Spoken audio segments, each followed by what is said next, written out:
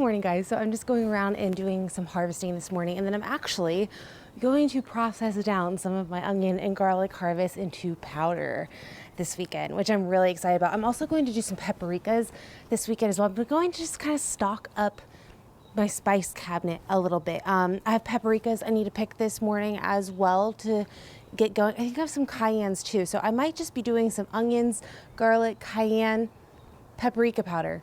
I might add more to that. Oh, I also have cherry tomatoes that I was thinking I might freeze dry over the next few days as well. But anyway, so we got about an inch of rain yesterday, and I probably should have harvested these tomatoes yesterday when we got all of that rain, because I was suspicious that I'd have some cracking going on. So if you have tomatoes that are pretty ripe and you get a good amount of rain, you can run into the issue where your tomatoes can just split and crack because there's just too much water. This one had to have been cracked for a few days because there's mold going on. I'm gonna go throw these to the chickens, but we are getting a really good amount of tomatoes rolling through. This is my third basket like this in a week, and this is pretty heavy and full with the tomatoes, which is really exciting considering last year was really terrible with the tomatoes. It's looking like we might have a pretty decent year this year. Here, girls.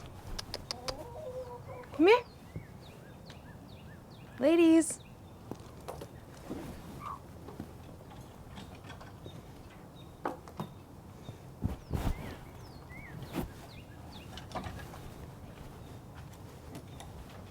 Yesterday and today have felt so glorious. We've had some crazy, super humid weather lately.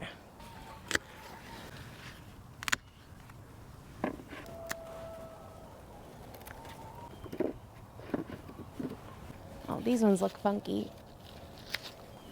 Those will go to the girls.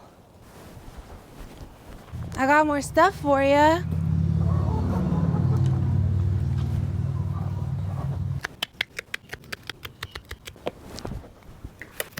Something ate right through that. I always have a handful of bell peppers that get sunspot. If you're unfamiliar with what sunspot is, it looks like this. It's pretty much when the sun hits the pepper and it pretty much deforms. So these will also go to the chickens. Looks like the chickens are having a great day today. Pretty good looking harvest this morning, if I do say so myself. All right, so let me show you guys the only thing that's sprouted so far, but it's only been a few days, is all of the lettuce. We are going to be swimming in green beans soon enough. These two beds are really starting to flower. I am also starting to get the smallest little green beans, which is really exciting. I am so pumped about this because last year, for some reason, green beans and tomatoes just did not do well in my garden. I barely got any green beans at all. And I've had plans to try to produce about a year's worth for my freezer, even though I still don't think I'll get to that this year. I have a good amount planted, so I do want to preserve a good amount. I'm also going to be harvesting potatoes probably in, I'd say like a 2-week period. They're taking a little bit longer than I initially thought, but this last week, you can see this half of the bed really started to clunk back. So all of the stems are pretty much completely dead at this point. These ones are really starting to clunk out. You can see how brown the stems are getting. They're probably going to disconnect soon and completely die back. And when that happens, I'll probably let them go another week in the ground just to kind of dry out, and we'll harvest. So I'm thinking roughly 2 weeks. I've been completely wrong on these potatoes the whole season. There's no way all these tomatoes can live on my counter, so I'm gonna actually knock out my fold out table and lay everything out on this. That is so much better. You can definitely tell it's summer whenever I break out the foldable table. The onions have been curing for about 3 weeks now. I want them to go 1 more week, but they are really close to being cured, and then I'm going to braid them. I've just been grabbing as I have needed. I am going to grab a few today. I don't think I'm going to need that much. Okay, I think I'm going to grab relatively 7 smaller onions, and we'll see what we get with that. All right, I'm also going to grab all of my really small heads of garlic, and this is going to be more of a pain in the butt to process, but I'd rather use all of my small cloves and keep all of my bigger ones for roasting and replanting. I'm gonna get started with peeling all of this garlic. It'll probably take me a little chunk of time. I expect it to take like 45 minutes to an hour. It might take longer, I'm not sure. Every time I peel garlic, I feel like I'm doing it for an eternity. Whenever I do peel garlic though, I will say, I'm not sure what these are called, but it makes life so much easier. All you do is stick your clove in and you roll it and it loosens up those skins where you're easily able to peel that clove of garlic. But I'm just going to put my head down and start doing this garlic. Doing onions won't take long, peppers won't take long, but peeling a bunch of garlic definitely will. So I'm probably just gonna watch some videos while I peel this garlic. First, I'm just going to separate all of the cloves and then I'll go through. That way I'm not just jumping back and forth constantly. We also have a bunch of different varieties of garlic here, so this might be some really amazing garlic powder. I was gonna wait to do any type of garlic powder till fall, and then I ran out of garlic powder. And I haven't had onion powder in the house in a few months, and I was like, this is a great project to kind of knock out because I really need these and I didn't want to buy them. So here we go. Like I said with this thing, all you do is stick a clove in and kind of hear it crunch a little bit, and it really just loosens up all of that papery skin right there. Then you can just plop it out. Oops, wrong one. So as I was peeling everything initially, I had the thought on, I wonder what commercial garlic peelers look like, because I know that they have like commercial peelers for garbanzo beans, and that's why like your hummus will come out so much smoother and stuff. I typically will hand peel every garbanzo bean because whenever I make homemade hummus, I hate the texture of it unless I do that, and it takes forever. And I know that they have them and they are expensive, and they have to have them for garlic too, especially because people buy peeled cloves all the time. So it's one of those things where it almost makes me curious to know. Shockingly enough, even though some of those heads were smaller, the cloves on them really weren't too bad. Everything I had in this basket was smaller cloves or heads of garlic that had looser feeling skin. Hardneck typically only has like a 5 to 6 month shelf life. There's a few varieties out there that you can get closer to 8 to 9, but you're typically looking more at like that 6-month range. So we harvested this the first week of June. That gives us till about beginning of December or so.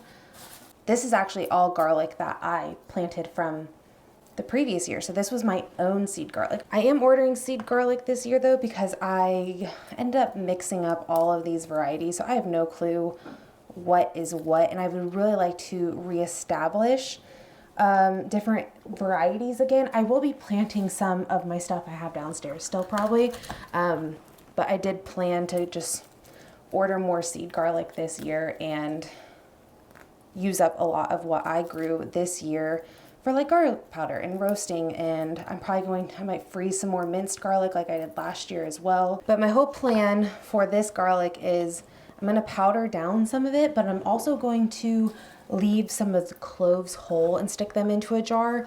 I would really like to play around with the differences just with freeze drying, because I've been really loving how things have been reconstituting, and I'm almost curious that if I freeze dry these garlic cloves whole, if I'll be able to roast them like in a confit or something later on. And if that's the case, I really might end up peeling even more of this garlic and doing that, because that would save me a lot of time also during the winter months. I don't know if you guys can tell or not, but one of my absolute favorite things to grow is garlic. So with hardneck garlic versus soft neck, you will actually get a stronger flavor out of the hardneck. Hardneck is typically advised to grow in my area.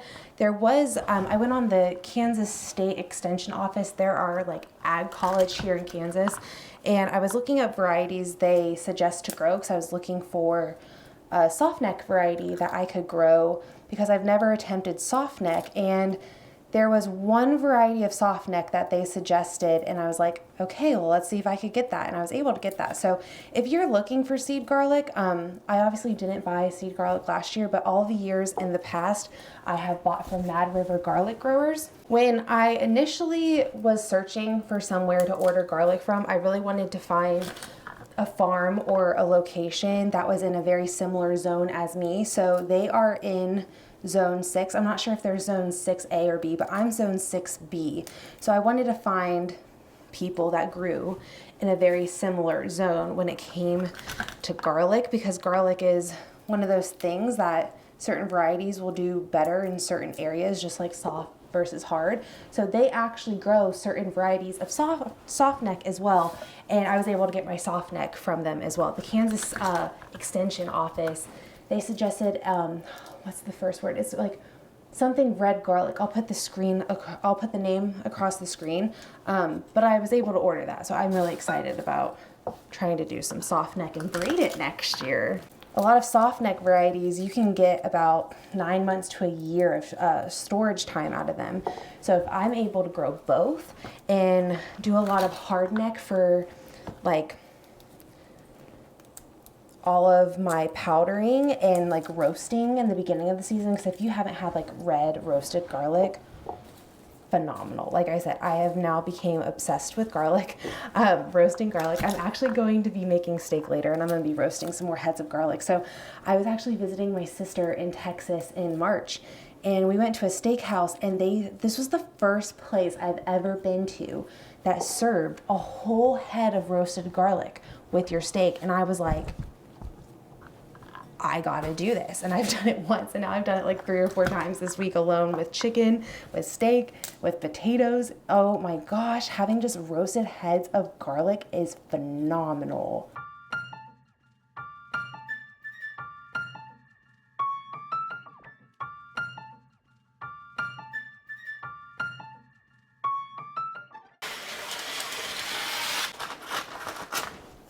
That took closer to 2 hours, not 1 hour. So I got some parchment and I put them onto the trays. I'm just going to spread out all of my garlic. I don't know if I'm gonna need 1 or 2. I'm thinking I'm probably gonna need 2.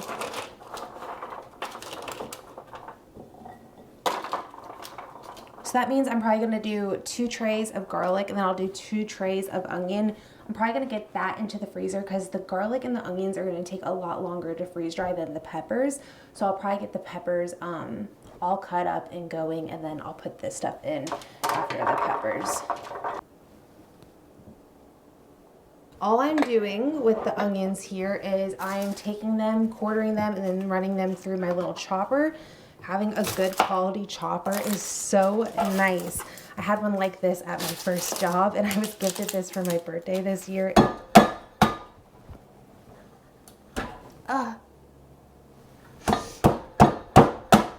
Oh my gosh, I'm crying so bad.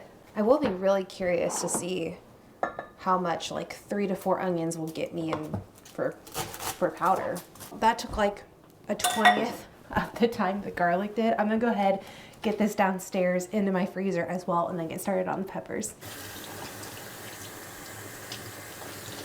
So with the paprikas and the cayennes, I am going to be de-seeding everything and laying them as flat as possible, with the flesh side up on the tray. If I have any extra room, I might go ahead and chop up the okra I currently have too, but I'm not sure if I'm gonna have the room or not.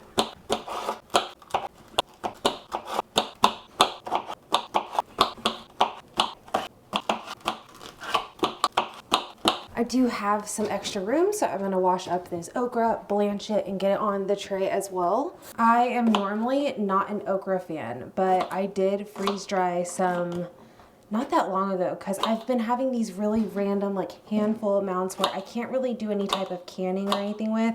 So I decided to chop and blanch and freeze dry some of it, and I shockingly didn't hate it since it wasn't slimy.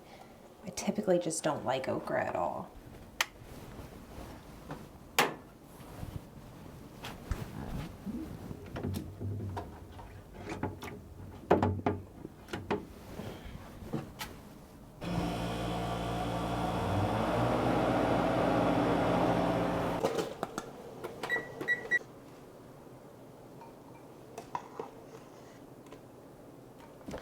All right, so I boiled it for 2 minutes, put it into an ice bath for 2 minutes, and now I'm just going to run it through my salad spinner to get any of that extra water off of it. It will probably look pretty slimy and gross when I do this. Ew. Yep.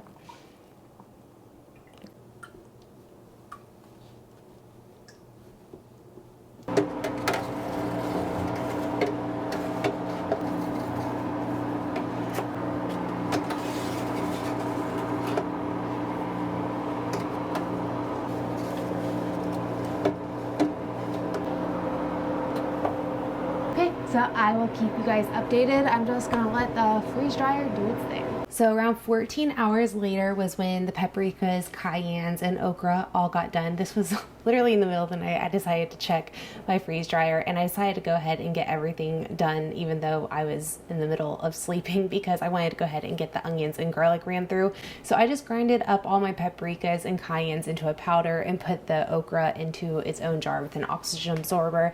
And then I transferred all of the onions and garlic into the freeze dryer. So the next day, to prepare for the onion and garlic being out, I washed up some jars and I sterilized everything just through my oven. And then everything got done and the garlic wasn't done. The onions were done, so I went ahead and pulled the onions and got them all grinded into a powder, which I must say grinded up so fast and beautiful. And I tasted and used this onion powder a few times now and it is so good, so fresh tasting. So I was really happy about that.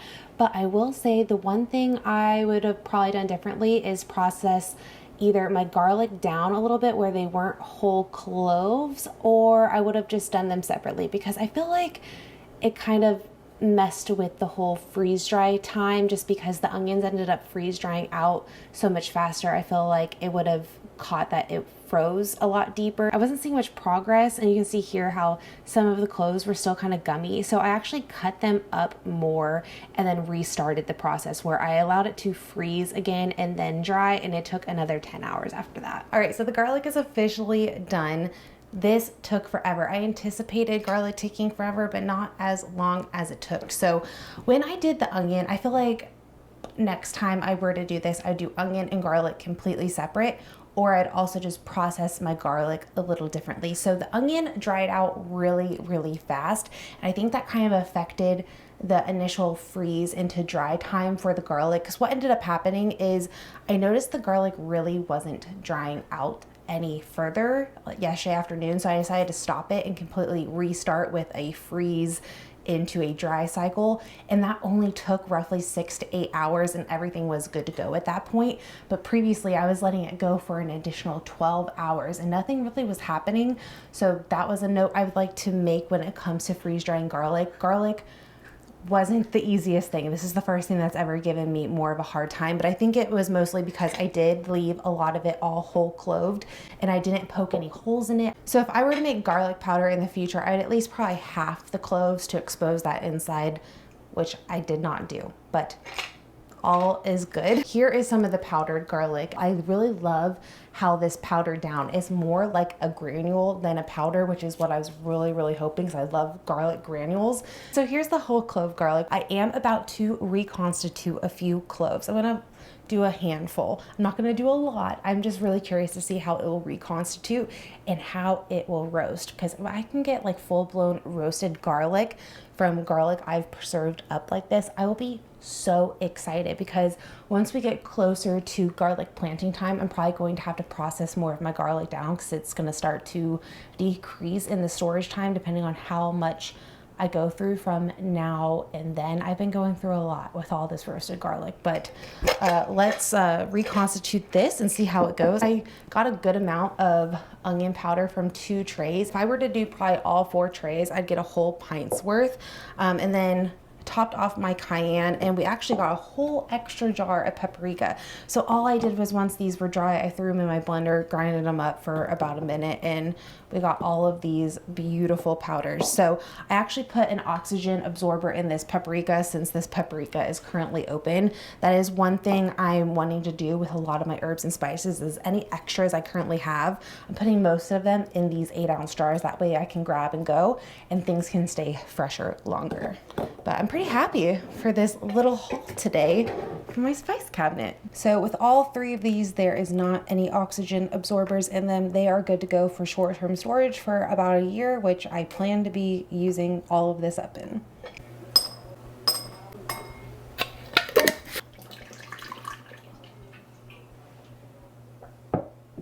After about 30 minutes, I was able to get a toothpick through it really easily. So I'm gonna go ahead and drain this water and try to roast them. I add it to this little dish here that has a lid. I think that will help keep any type of moisture in, especially since I don't have any skins on. I'm gonna add a little bit of oil to this, give it a toss, and we're gonna throw them into the oven for about 15-20 minutes, and we'll check at that point.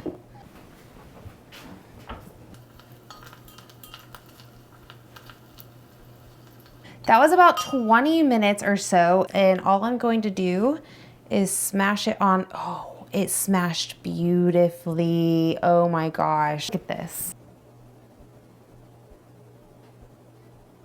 Okay, this looks beautiful. Let's try it.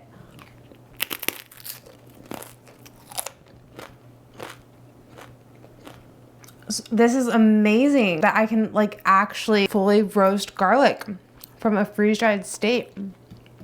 I am so impressed right now. How awesome. I was not sure if roasting it was going to be possible, but that was so good. I am so excited about all the options when it comes to having this freeze-dried garlic on hand. So I'm very, very excited about this option, and I hope you guys enjoyed watching the whole process through and reconstituting it and roasting it. I honestly am so excited that the roasting worked. I did roast it a little less than what I would typically roast, just my typical heads. I just kept an eye on it, but I typically roast around 400 degrees in that little orange little pot container. But thank you guys so much for joining me today as I added to my spice and herb cabinet. I'll see you guys all in the next one. Bye.